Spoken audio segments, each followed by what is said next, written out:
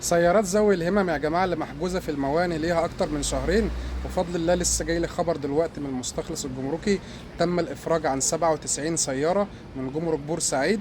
إن شاء الله أصحاب السيارات يستلموهم على خير، والسيارات التانية هيتم الإفراج عنها تدريجيا بفضل الله. افرحوا كده وأبشروا، والأوضاع ترجع طبيعية تاني زي الأول، ونرجع ننزل سيارات مغتربين وسيارات معوقين من كوريا الجنوبية.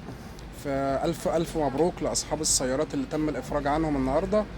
المستخلص الجمركي بعت لي الليستة فيها أرقام أصحاب السيارات اللي تم الإفراج عنهم النهاردة بتاريخ 18 يوليو.